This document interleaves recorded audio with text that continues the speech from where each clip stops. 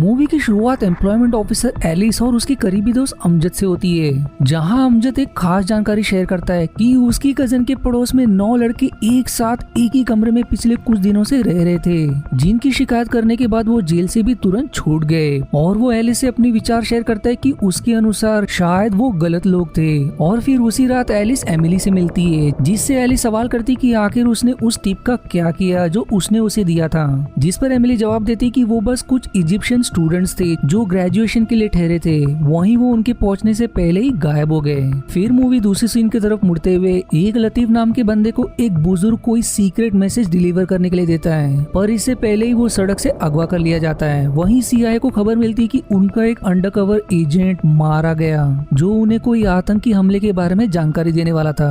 उन्हें ये भी पता चलता है कि इस बार कोई बायो वेपन का हमला होने वाला है, जो कि इबोला वायरस से भी 10 गुना ज्यादा खतरनाक होगा।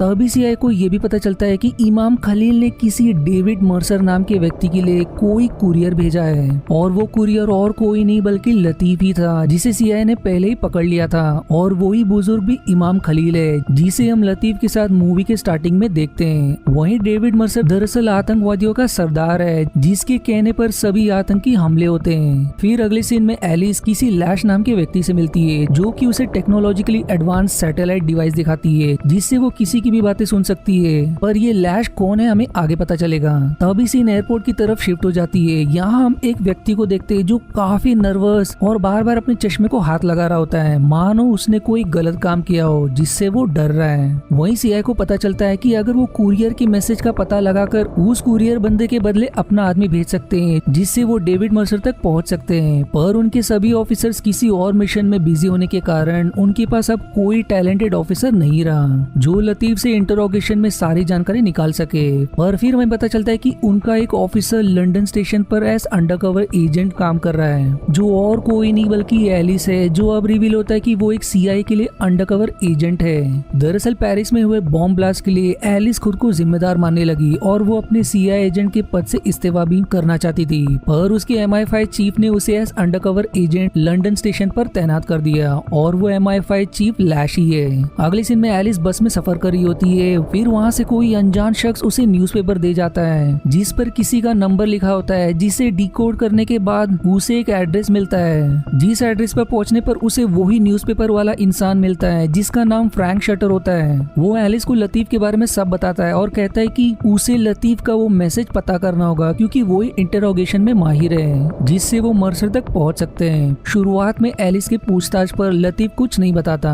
पर कुछ फोटोज दिखाने के बाद वो थोड़ा डर जाता है। एलिस उसे कहती कि ये हमले भी उसी के जैसे लोगों ने करवाई है, जिसकी वजह से ये पूरा जहाज ब्लास्ट हो गया। इससे लतीफ काफी सहम जाता है, क्योंकि वो खुद ऐसा अंजाम फिर से देखना नहीं चाहता, इसलिए उसे सब बता देता है। एलिस के उस मैसेज को डिकोड करने पर वो उसे पेपर पर लिखकर सीआईए को देने ही वाली होती है कि उसे एक रियल सीआईए का कॉल आता है, जिससे आप समझ आता है कि ये सब सीआईए के भेस में बहरूपिये हैं। पर एलिस उन्हें पता नहीं चलने देती कि उसे सब पता चल गया है, इसलिए वो बहाने से बाथरूम जाती है और वो मैसेज लिखने ही वाली होती है कि वो चश्मे में देखती है कि दूसरा आदमी गन लेकर उसे मारने के लिए तैयार हो रहा है। इसलिए एलिस उन्हें गुमराह करती है कि ये बहुत जल्दी मुंह खोल देगा, इसलिए उसे फिर से उसे इंटरोगेट करना होगा। ये मौका देखकर लतीफ एलिस को तुरंत लिखकर बताती है कि दोनों की भी जान खतरे में है, इसलिए उसे उसकी बात माननी पड़ेगी ताकि दोनों यहाँ से बचकर भाग निकले।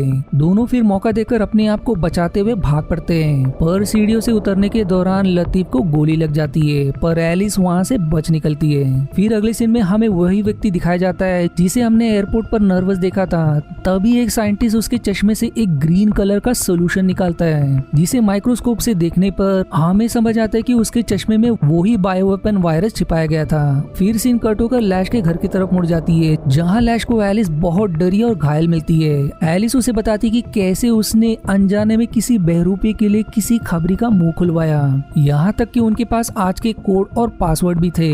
लैश एलिस को शांत करके उसे फ्रेश होने के लिए कहता है। इतने में ही बाहर से किसी की चिल्लाने और गोलियां चलने की आवाज सुनाई पड़ती है। एलिस के बाहर निकलते ही वो देखती है कि लैश को गोली लग चुकी है और अब उस पर भी अंधाधुंध गोलियां बरसाई जाती है। लैश उसे अपने एक फ्लैट का एड्रेस देता है और उसे तुरंत भागने का सुझाव देता है। एलिस के पास और कोई चारा नहीं, उसे भागना पड़ता है और वो लोग लैश की जान ले लेते हैं। सीन फिर सीआईए की तरफ शिफ्ट हो जाती है। यहाँ उन्हें वही वैन मिलती है जिसमें लतीफ को किडनैप किया गया था, पर वहाँ सीआईए के सारे एजेंट एजेंट मरे हुए होते हैं। वहीं दूसरी ओर उस साइंटिस्ट ने उस वायरस को एक टाइम बॉम्ब में कन्वर्ट कर दिया होता है, जो कि उसमें लगे फैन की मदद से आसपास की हवा में कुछ ही मिनट में फैल जाएगा, जिसकी टाइमर को एक रिमोट से कंट्रोल किया जा सकता है। मर्सर काम पूरा होते देख वहाँ से चला जाता है। तभी वहाँ खड़ा एक मैकेनिक सभी टाइमर बॉम्ब को अपने बॉक्स में रखकर वहाँ से चला जाता है। बाहर कुछ बच्चे फुटबॉल खेल रहे होते हैं। जब साइंटिस्ट सभी सामान को इकट्ठा कर रहा होता है तभी फुटबॉल अंदर गिर जाता है। एक बच्चा वहाँ आकर फुटबॉल लेकर चला जाता है। अब इसका अंजाम क्या होगा हमें आगे समझेगा।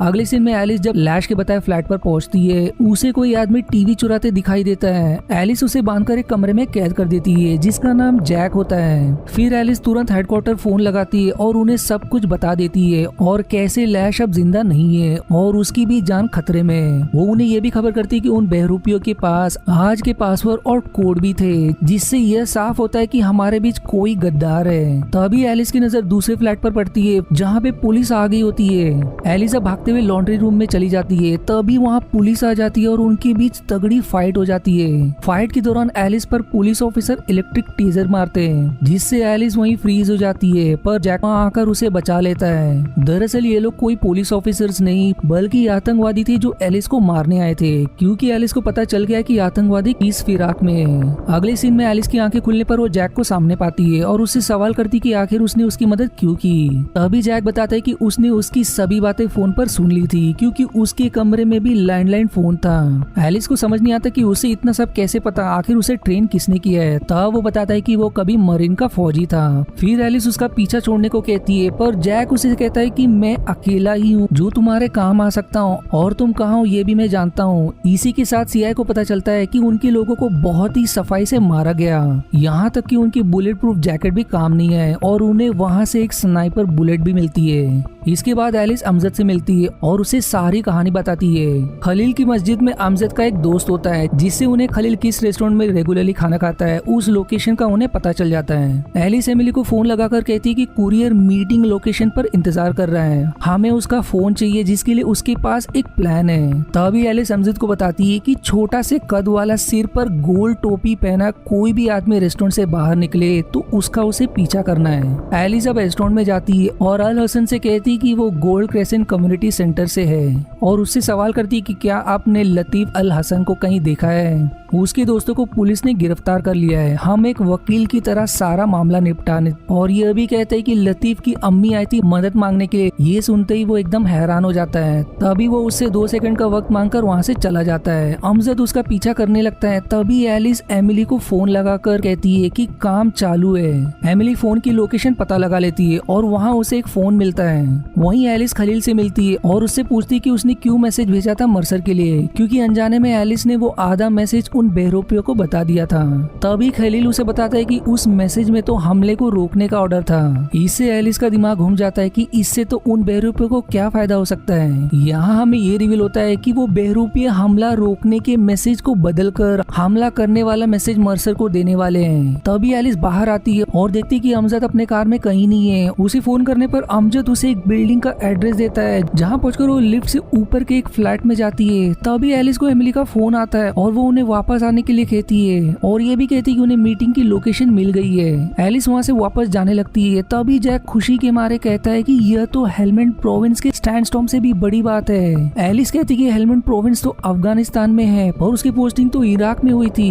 तभी जैक्स उसे कन्विंस करने की कोशिश करता है, पर एलिस उसे उस पर गन तान देती है और उन दोनों के बीच जबरदस्त फाइट हो जाती है। एलिस उसके सामने टिक नहीं पाती। तभी मीटिंग की लोकेशन जैक शटर को भेज देता है। वो दोनों लिफ्ट से जा रहे होते हैं कि एक आदमी अपने 2 कुत्ते को लेकर लिफ्ट के अंदर आ जाता है। तभी एलिस बड़ी ही चालाकी से कुत्ते के मुंह के गार्ड को उतार देती है और उस आदमी को एक जबरदस्त मुक्का मारती है और खुद एक लिफ्ट के कोने में हो जाती है। कुत्ता जैक पर अटैक कर देता है। लिफ्ट खुलने पर जैक एलिस को बाहर फेंक देता है और उसने उस कुत्ते को गोली मार दी होती है। तभी जैक एलिस को गोली मारने ही लगता है कि अमजद वहाँ आकर उसे बचा लेता है। वो आदमी भी वहाँ आ जाता है और जैक पर गोलियां चलाने लगता है। वो उस पर अपना एक बचा हुआ कुत्ता भी छोड़ देता है, जिसका फायदा उठाकर एलिस और अमजद वहाँ से भाग निकलते हैं। सीन कट होकर एमिली की तरफ जाता है, जिसे डॉक्टर एडम बताते हैं कि उस बच्चे की मां ने टाइमर पर 999 पर कॉल कर दिया था, जिसकी मदद से वो उसे टाइम पर आइसोलेट कर पाए। तभी उस बच्चे की हालत दिखाई जाती है, जो कि बहुत बुरी हालत में होता है। उसकी आंख नाक से खून बह रहा होता है। वह वही बच्चा है जो फुटबॉल लेने आया था, मतलब ये उस वायरस से इन्फेक्ट हुआ था। तभी एमिली एलिस को वायरस के बारे में बताती है और कहती है कि ये उनका सबसे बड़ा डर है कि अगर वो वायरस हवा के जरिए फैल गया तो बहुत खतरनाक होगा।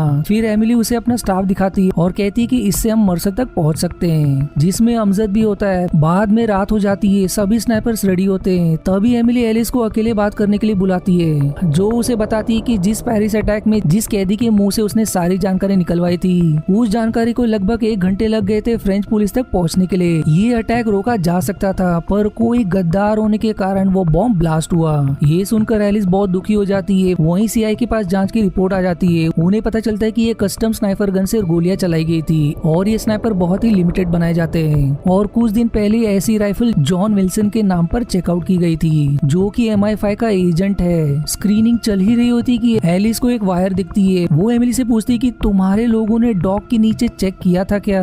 नहीं जवाब सुनते ही वो अमजद के पास चली जाती है। एलिस अब सब कुछ चेक करती है। आखिरकार वो एक इलेक्ट्रिक वायर होती है। दूसरी साइड एमिली के जितने भी स्नाइपर्स होते हैं, अचानक से उन सब से सिग्नल चले जाते हैं। तभी एमिली को सीआई हेडक्वार्टर से फोन आता है और वो जॉन विल्सन के बारे में बताते हैं। इससे पहले कि एमिली कुछ कर पाए, जैसे ही एमिली गाड़ी से बाहर निकलती है, तभी जॉन विल्सन उन पर फायर करके उन्हें मार देता है। तभी अमजद के पास एक आदमी आता है, जिसे एलिस देखने की पूरी कोशिश करती है, पर देख नहीं पाती। हमें यहाँ पता चलता है कि ये वही आदमी था जो शटर का साथी था। फिर तभी पूरा मैसेज पाते ही वो अमजद को गोली मार देता है, जो कि पानी में गिर जाता है। एलिस अमजद को बचा ही रही होती है कि जॉन उसे फायर करके मार देता है। वो एलिस को मारने ही वाला होता है कि एमिली उस पर फायर करके एलिस को बचा लेती है। असल में एमिली ने बुलेट प्रूफ जैकेट पहनी हुई थी, जिसकी वजह से वो बच गई। वहीं शटर का साथी मर्सर को ये मैसेज देता है कि वो हमला करे और अपने काम को जल्द से जल्द अंजाम दे।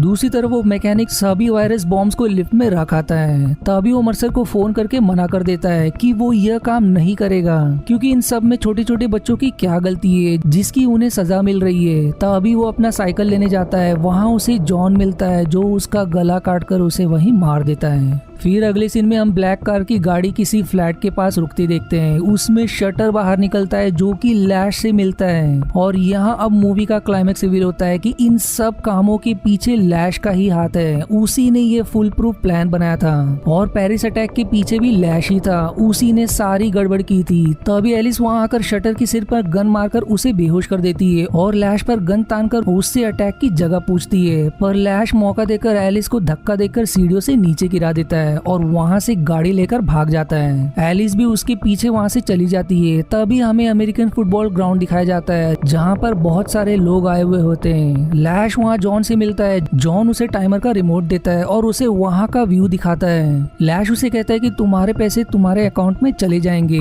इतना सुनते ही जॉन वहाँ से चला जाता है। लैश टाइमर ऑन कर देता है कि तभी वहाँ एलिस आ जाती है। एलिस पूछती कि ये सब तुम क्यों कर रहे हो? तभी एलिस दीवार पर गोली शूट करती है, जिसे जॉन सुन लेता है। लैश उसे बताता है कि वायरस को अमेरिका इग्नोर करते आया है। वो अमेरिका की डिफेंस की परीक्षा लेना चाहता है। एलिस उसे कहती है कि तुम मेडिकल मार्शल लॉ को लागू करवाना चाहते हो। इनकी बातें चल ही रही होती कि जॉन विल्सन को आते देख एलिस उस पर फायर करती है, जिसकी एक गोली जॉन को लग जाती है। जॉन एलिस की तरफ एक ग्रेनेड फेंक एलिस मौका देकर उसको गोली मार देती है और ग्रेनेड वहीं फट जाता है, जिसके कारण चारों तरफ धुआं हो जाता है। लैश उठता है और देखता है कि एलिस एक पाइप के सहारे लटकी हुई है। लैश अब उसके अंतिम वक्त पर अपने प्लान के बारे में सब रिवील करता है और अब उसे गिराकर मारने की कोशिश करता है, पर उसके झुकते ही एलिस उसे जकड़ लेती है और अपने पैरों की मदद से उसे नीचे गिरा देती है। पर एलिस रिमोट को सही समय पर धर लेती है और एन मौके पर टाइमर को रोक देती है। तभी एलिस बाहर खड़ी होती है कि यूरोप के चीफ मिनिस्टर उसको कहते हैं कि मर्सर को उसको भागने से रोकना होगा और देखते ही उसे शूट करना होगा।